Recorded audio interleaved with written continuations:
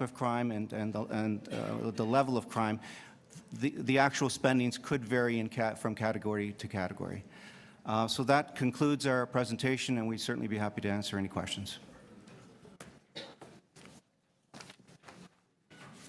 think it makes sense, members of the committee, to take questions one presentation at a time rather than sort of hold them because the people are here from the police service. And so did I see you had a question, Councillor Crawford? Thank you.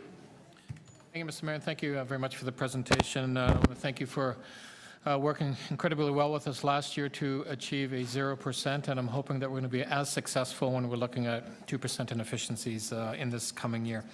I didn't see anywhere in there any sort of service changes on your traffic ticket and traffic enforcement. As you know, that was, I think, over $30 million negative impact to the budget last year. So I'm just curious if you can comment on what to expect or where we may be on that sort of efficiency, or where we are coming into 2016 on traffic tickets and enforcement?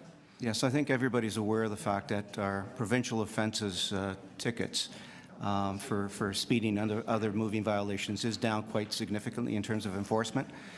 Part of the reason for that is the fact that the Chief and Command have decided to start issuing warnings as opposed to actual tickets, and that was to increase education and awareness amongst the public in a less, I guess, aggressive way, and hopefully ensure compliance. Because from our perspective, it's about traffic safety and traffic flow and ensuring that occurs. Having said that, we are very much aware that those tickets have declined significantly, and so efforts are underway at the Chief's direction to try and get the enforcement of the various bylaws up, which we hopefully will translate to increased enforcement and, I guess, increased revenue to the service if we follow through. Part of the reason, one of the things that we've been advocating very, very strongly for, and I think the board supports our position on that, is the use of technology to actually enforce. And that could be for enforcement of pro-turns, prohibited turns, as a start. We already have red light cameras that the city currently utilizes.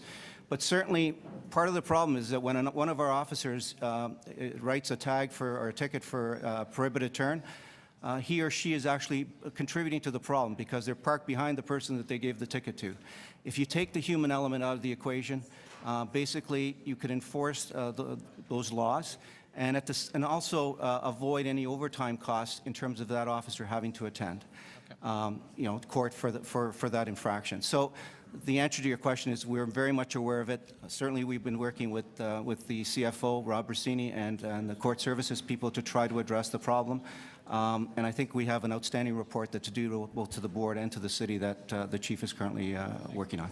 Now, you mentioned on the warning ticket